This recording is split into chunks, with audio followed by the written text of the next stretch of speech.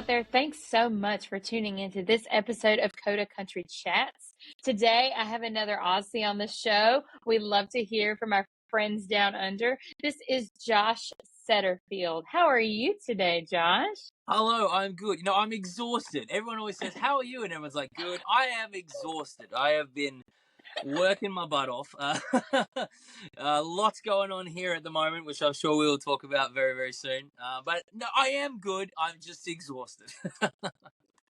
I was just going to say, I bet, like being on the road. So, for listeners out there who don't quite know this, there's a huge time difference between, where I'm calling from and where Josh is calling from right now. So, what time is it right now where you are It is for those exactly listening out there? midnight. So, But that's I bet normal I'm for me. keeping you Hey, from this your is bedtime. the Yeah. night's just starting for me. So I'm down here. I'm in my studio. Once I get off this call, I'm going to go and work. So, yeah. Oh my gosh. Well, thanks so much for taking your time out of the studio to just kind of sit down and chat with us today. Let's get into it then. Talking about being exhausted, talking about getting in the studio. You recently set out a new single called Stay. Can you tell Yeah. me about the writing process on Stay and tell Well, me a little bit more about it?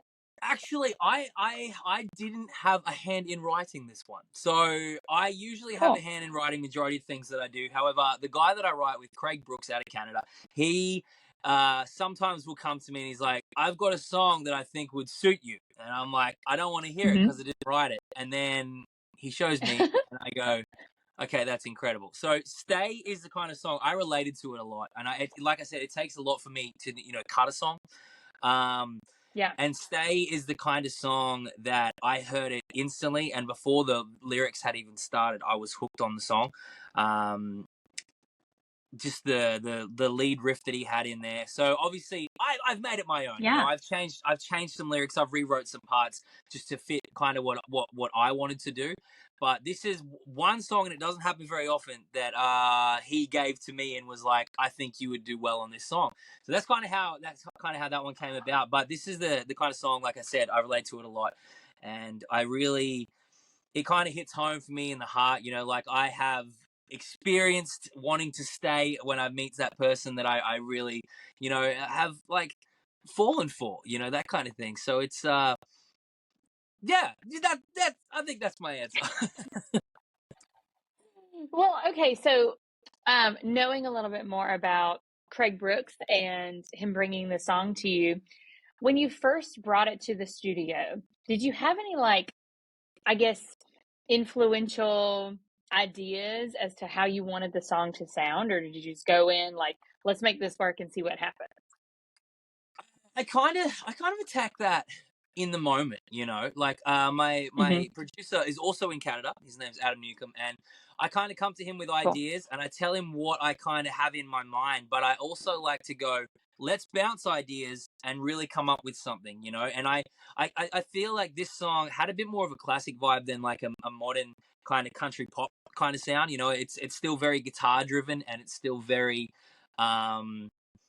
I'm not going to say outdated. It's new. It's a brand new song, but it has this Yeah. kind of like this vibe that made me fall in love with country music, and that's now I may cop some flack for this, but I'm a big fan of bands like Florida Georgia Line, etc., and the whole Yeah. cruise Yeah. era. I love that. So it kind of had a bit of that kind of vibe Hmm. going for it, and I said yes, hold on to that because I love all types of country and I love the country pop stuff, but I'm a rock kid. I Yeah. come from playing in punk bands back in the day and stuff like that, and anytime that I get a little bit of that in a country pop song, I'm like, that needs to stay, that needs to stay. So that's Yeah. that's kind of That's how we bounce the awesome. ideas. And when he comes up with like a rocky idea, if he goes, "What do you think of this?" I'm like, "Do it more." Like, so it's a bad combination in a good way. So No yeah, way. That sounds, I was about to say, it sounds like a great combination. Well, and you use the term outdated, and I wouldn't say in listening to the song, I get a little bit that nostalgic feel from like the early that's what I meant. 2010s of I didn't mean the Florida. outdated. Yes, nostalgia. Yes, absolutely. No, I knew exactly where you were going. I got you. I got you. So, okay. Hearing a little bit more about your style and talking about being a punk rocker. Uh, let's bring it back a little further. Tell me, Right. what made you start playing music in the first place? Well, actually, I had a bit of a different background. Like I said, when I said I started in like kind of punk, pop punk kind of thing, it wasn't just like a Yeah. small time thing. So I actually spent my first 9, 10 years in pop punk music, and we actually did pretty well in my old band. I was the singer, obviously. I looked a little bit different than I do now. I still had all the tattoos, but I had a fringe down here, and at one point had a big mohawk. Um, but my band did pretty well. We got to do Vans Warp Tour, and I got to tour with the Offspring and one of my favorite bands of all time, Simple Plan. And it kind of it was doing Amazing. really well. Like we used to show up at airports, and fans would be there waiting for us to sign stuff and all this kind of thing. And kind of came to an end because I was the youngest, and everyone else kind of wanted to move on and have the kids thing, and do Yeah. that kind of thing. But music was always my love, and I grew up with country music, so it was always forced down my throat when I was a kid. Like my parents absolutely loved it. They listened to it.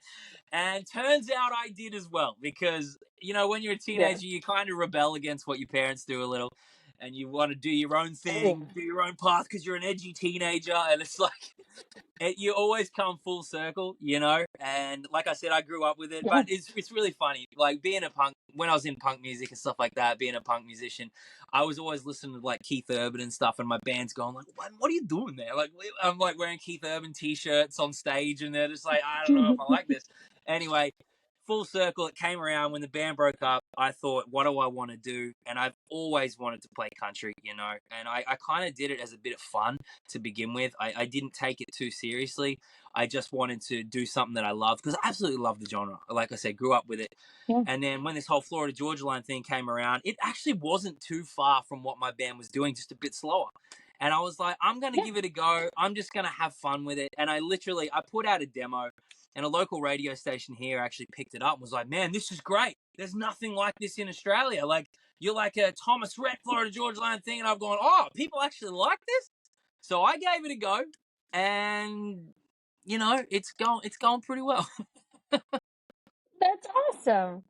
I'm glad that you said that, just because when I was listening to a couple of your other singles out, I was like, this is very nostalgic of like Florida Georgia Line, maybe even like a little bit of, I don't know, Brad Young, Chris Young, some of Yeah, that in there. So all about that. that's, Yeah. yeah, that's good to know. Well, and then, okay, so talking about Chris Young, that's a little segue for me. Um, in March, you have this really awesome opportunity to play at CMC Rocks QLD. For those listening, that's this like huge music festival in Australia. Um, Headliners include Chris Young, Lainey Wilson, Tyler Hubbard, and him being a part of Florida Georgia Line. That's a pretty big deal. Tell me, what are you looking forward to the most when playing that festival? Well, this is actually our biggest country festival in Australia for internationals. So I've been trying to get on Cool. this show for about 7 years since I started this country thing. So it is a huge deal to me, Wow. especially like with people like Tyler Hubbard being on there. He's obviously, as I said, a big influence on what I do. So, I mean, I don't know if I'll get to meet the guy, but I'm going to try my hardest. I'll be like, I won't be like a cool, calm, collected musician. I'll be like, "Oh my god, can you sign my hat?" No, I won't be like that. I won't be like that.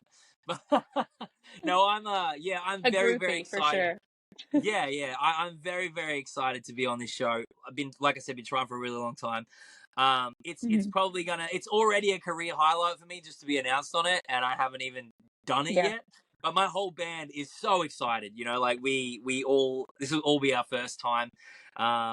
Some of us from the country scene, some of us from the punk scene. So my drummer, Mhm. Ian, for example, comes from the same genre that I was in. And last year he had his first rodeo, as we call it. So, Oh my um, gosh. yeah. He's in head first in a completely new world. So we're all so excited. I Wow. can't wait for it. Yeah. I was gonna say, having a pop punk drummer though has got to have its perks, because you got a little extra double kick in there, you got Yeah. a little He's a extra heavy like hitter. faster hands in there. Yes, exactly. Yeah. Oh my gosh, I totally understand that. Yeah. Well, and then you were telling me before the show started that you also are about to headline your first show in your hometown. Yeah. um Tell me, I know seeing your name like listed on CMC's lineup and getting ready to promote your own first headlining show, that's got to be a big deal for you. Tell me how it feels to kind of have your name becoming more and more prevalent throughout Australia and kind of throughout the country scene in general. It feels great. We've been at this for a long time. My everything you pretty much see is from a 2-man team. So my manager Dana and I, we work. Oh, Dana, yeah, shout out. yeah, we work very closely together. She was actually the manager of my old band back in the day as well. So that's kind of how we Cool. connected. Found out we liked country music, and that's where we are now. But for the two of us, it's a 2-man show for all the behind the scenes work. My band is obviously the reason we kill it on stage, but like everything we work towards is kind of like everything we get, no matter how big or small, is a huge win for us.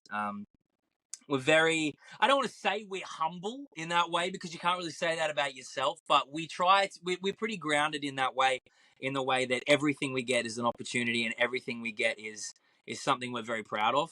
So yeah, to see my name on that lineup after trying for so long, and a headline show which just sold out, I will actually add, is absolutely crazy, so people have got that to look forward to, and then I'm wetting my pants over it. I'm very excited. So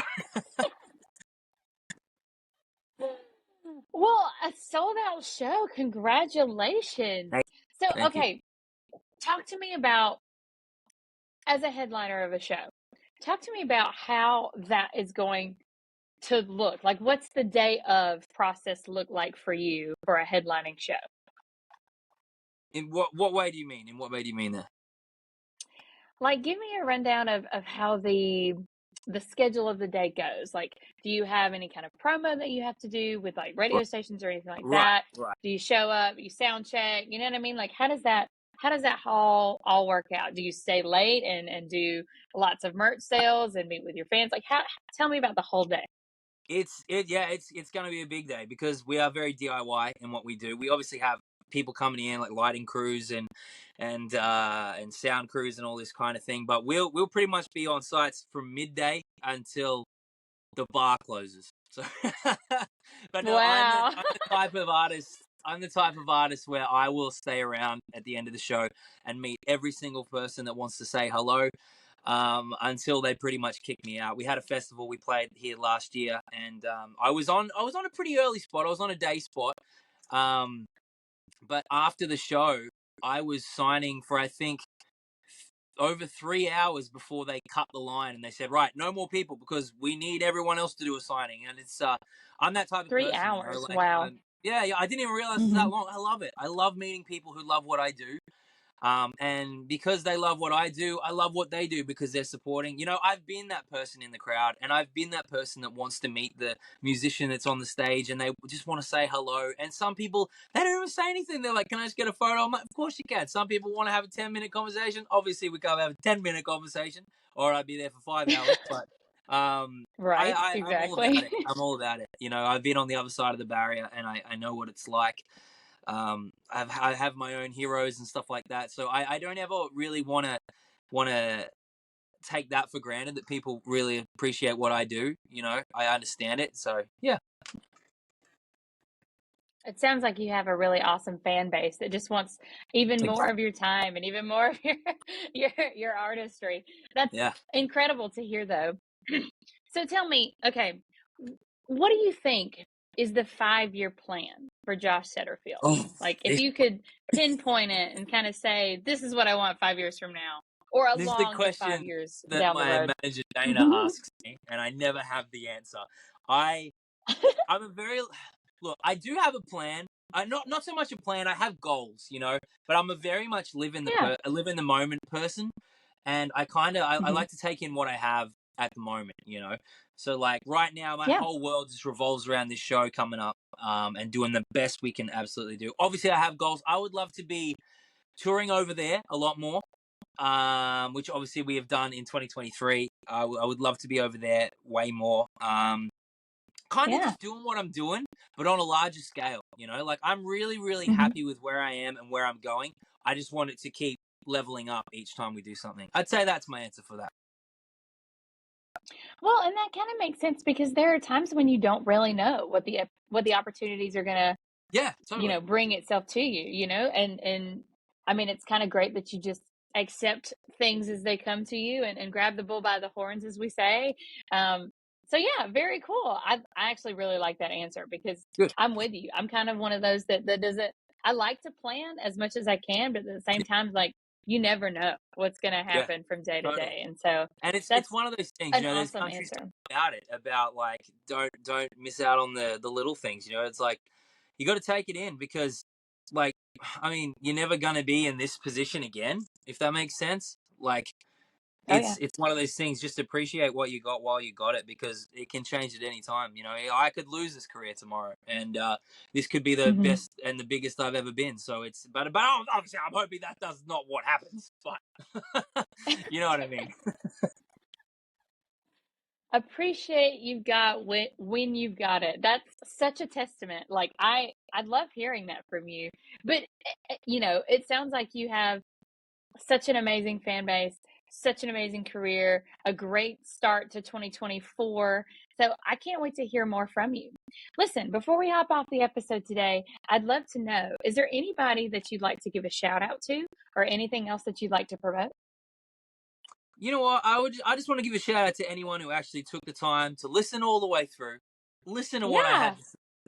That really I appreciate that a lot. It's really hard in today's times, to get yourself out there as an artist, and in a TikTok world, as I call it, where everyone's attention span is like 3 seconds long.